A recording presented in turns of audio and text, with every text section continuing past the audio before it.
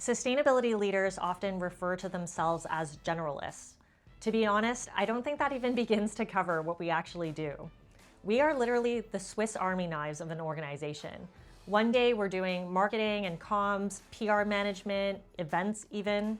Next thing you know, we're being asked to architect long-term strategies. Sure, our commercial strategy looks at the next 1, 3, and 5 years, but I'll give it a go and figure out what the business looks like in the next decade and beyond.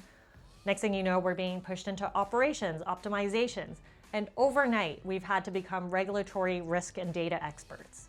No other role in an organization has evolved so quickly and has required their leaders to reinvent themselves over and over again. And I think this is why so many of us are feeling stuck or stretched. It's because we're entering a new era and we're using the tools from an old one. And you know what they say, you can't know where you're going unless you know where you've come from. And so today I'm going to walk us through what I'm calling the eras of corporate sustainability, how we got here, what each era demanded of us, and why the next era is going to be fundamentally different. Welcome to the Eras Tour, Sustainability Edition. Spoiler alert, we're in our commercial sustainability era, honeys. First up, the crisis era. This is where everything shifted and where my personal journey really began. My first day at Greenpeace was the day of the Deepwater Horizon oil spill, one of the biggest environmental disasters. Not the only one, but what was era defining about this was the timing. Facebook that summer had hit about 500 million users, Twitter was exploding, people were starting to have smartphones. I remember being on my BlackBerry with like the little keyboard being like, OMG, WTF, have you seen this oil spill? So sad. The content was global, instant, and everywhere. Deepwater Horizon was truly the first social media era environmental disaster where people witnessed in real time and counted the hours, the days, the weeks, and eventually months that the oil spilled on into the Gulf of Mexico. Rewind 10 years back, BP had spent millions rebranding to Beyond Petroleum with the famous Helios mark, inspired by the Greek sun god. It took one crisis to erase that 10 years, that decade of reputation, because the story that they were telling and what was unfolding on people's television screens, there was such a gap that it made the fall from grace even harder. This is one of the most classic business greenwashing cases that is still being studied in lecture rooms today. Then came Rana Plaza in 2013, which exposed how little visibility brands had into their supply chains. A factory collapse killing 1,134 people forced the world to confront the human cost of fast fashion. Back in 2011, Greenpeace launched the Detox campaign, urging brands to stop polluting waterways with hazardous chemicals. When the first commitments started coming through with a 2020 timeframe, I was baffled as to why it would take so long. And it wasn't until the Rana Plaza moment that it really hit home for me, which is these brands, these companies had no idea where their suppliers were. This era made one thing clear. When sustainability goes wrong, it doesn't stay contained, or it's not a problem somewhere else for someone out there. It becomes mainstream, and it becomes a legal risk, a supply chain risk, a brand risk, and ultimately a business risk, and sometimes even an existential one. And here's the part that most people forget about this era. While the headlines were covering oil spills and factory collapses, a quiet shift began.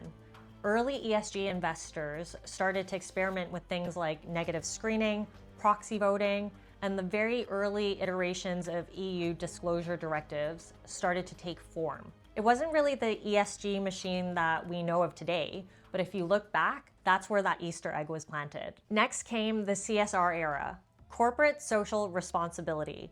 After the crisis era, companies had to show that they cared and that they were doing good.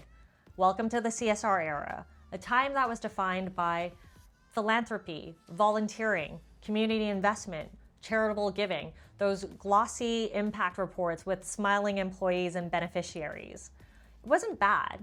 It created awareness, it created goodwill, and it established the concept of businesses being good corporate citizens, especially in the communities in which they operate. But CSR lived outside of the business model, often separated from things like revenue, strategy, product, supply chain, operations, and intentionally separate because no business wanted to be seen making profit from doing good. And this gave rise to a bunch of foundations and .orgs. Don't get me wrong, there's always going to be a place for unrestricted giving. But when you are at the mercy of the generosity of a private enterprise, when budgets get cut, guess what's the first to go? Here's the twist. The concept of corporate social responsibility created expectations, and people started to ask harder questions. What about your emissions? What about your labor practices and your supply chain operations? What about the things that really matter and can be impacted by the running of your business day to day and could have an impact on the business itself? This wasn't the answer, CSR, but it definitely opened the door for what was to come next, which is more structure and strategy. Finally, the commitments era.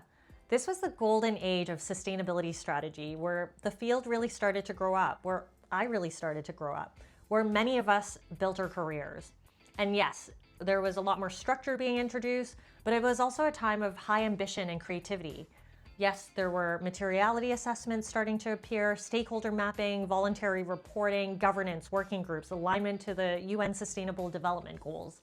But it was also a time of the BHAGs, bold, hairy, audacious goals, getting to zero, reaching 100%, impacting 1 million lives, no, 1 billion lives. By when?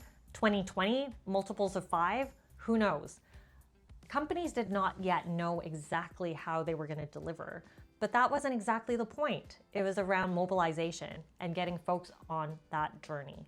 And yes, this era gave birth to certification and assurance systems that were designed to prevent greenwashing. And they were important, but also imperfect. Looking back, issues around double counting, lack of transparency, traceability, sometimes even conflicts of interest, as well as varying standards of quality. Again, it wasn't perfect, but it was progress, and it really started to build those foundations. This era gave sustainability its North Star, its guiding light. It set the ambition, it shaped culture, and it aligned the world to the fact that businesses had the power and the responsibility to lead. And honestly, it was so much fun. I loved this era. But it really also set the foundation for what was to come next, which is when ambition meets reality. And now, the compliance era. I sometimes even call it the bean counting era, because this is when everything became real and measurable. Companies and leaders started to say, sure, fine, cool, now show me the numbers. And all of a sudden, sustainability shifted into operation. Waste, energy, carbon accounting, cost. It became an exercise of optimization and efficiency. Remember all those lovely CSR initiatives that we hived off to the side? Well, bring them back in, because if they're not strategically aligned to the business, they're not going to make any sense. Necessary? Yes. Transformational? Well, aside from those who are able to push through more pioneering initiatives such as aligning board remuneration to sustainability performance to really move the dial, most of us were moving from flying in business class to economy. So for most of us, no, it wasn't transformational. Then came the wave of regulation that many of us are only just now coming up for air from. Everything from CSRD, TNFD, TCFD, ISSB, SEC. For the first time, sustainability became mandatory. Things like transparency, data, audit trails, to a level of rigor we had never experienced before. And remember those glossy, story-led impact reports? Well, those kind of moved out of the way, and we went back and reverted to the 100-page documentation of measurements and metrics. But many organizations got stuck here. Many of us are still living here, paper chasing, risk managing, reporting as the work. All of a sudden, compliance became the ceiling instead of the floor. And because so many professionals were brought in to solve for reporting, they've never been asked to operate beyond compliance, which we obviously know is not the end game. But this era is doing one thing that's about to change everything. The complexity around these regulatory requirements, especially for global players, has been a forcing mechanism for teams to think about not just their reporting strategy, but the strategy around the data infrastructure that they never had. For the first time, as all of this data comes online onto the cloud, we'll be able to understand the impacts, the risk, and opportunities across the entire organization to the same level of rigor as financial data. And for those of us who are leaning into technology tools, We'll be able to manipulate that data not just to tell us what happened, but to empower us to shape what happens next. The foundations are now in place, but foundations don't create competitive advantage. If we get stuck here, we're going to miss what's coming next. And this is the era where sustainability moves from reporting to revenue, from obligation to opportunity, and from cost center to growth engine. Welcome to the commercial sustainability era. We're not fully in this era yet, but we are entering it now. And the shift is mega. This is the era where sustainability becomes a growth engine because the world around business has changed. Capital is moving. Private climate finance has surpassed $1 trillion, outpacing public funding. Markets are moving faster than policy. Regulation is reshaping competition where compliance is just the baseline. Customers are filtering for sustainability maturity. And technology is enabling entirely new business models where emerging markets are really leapfrogging. And the political climate, well, ironically, it's forced sustainability teams to sharpen their business case, not soften it. So what hasn't killed the movement has actually made it stronger. Sustainability is no longer just something you report on. It's something you can monetize. Good for people and planet is increasingly good for profit, resilience, and competitive advantage. Every era before has prepared us for this moment. Crisis showed us why failure matters. CSR helped us get our narrative straight. Commitments help us set those big, bold ambitions. And now compliance is helping us build that data foundation. As sustainability leaders entering this next era, we're being called on to speak the language of business, commercial objectives, strategy, key results, business models, investor signals, market expansion and growth. We cannot just talk about impact alone anymore. We need to talk about impact, ROI, resilience, and value creation. Everyone who knows me knows I love a good framework. And while progress isn't always linear, if you look across the eras, there's one thing that's clear, which is we have literally been trained for this next shift. We've been the storytellers and the strategists, the operators and the risk managers, the system thinkers. And now we are about to be front and center in how our organizations decarbonize, continue to grow, remain competitive and relevant in the years to come.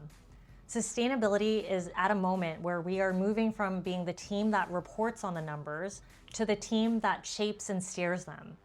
We're moving from responsibility to competitive advantage, and the leaders who recognize this shift are going to be the ones who define the next decade. So if you've ever felt stretched, overwhelmed, or reinvented for the 10th time, it's not because you're behind. It's because you're in a role that's evolving faster than ever before, and it's not easy. But if you're able to take that leap from compliance to value creation, you'll be one of those leaders that shape the future of business. Welcome to the commercial sustainability era, and let's future-proof it together. And that's a wrap on the Sustainability Eras Tour.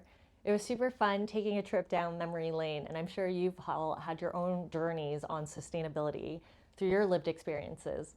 But I think one thing is it keeps me optimistic about what comes next because we are more than ready for it. So again, if you are navigating, building, questioning, or shaping the future in any way, I'd love for you to be here.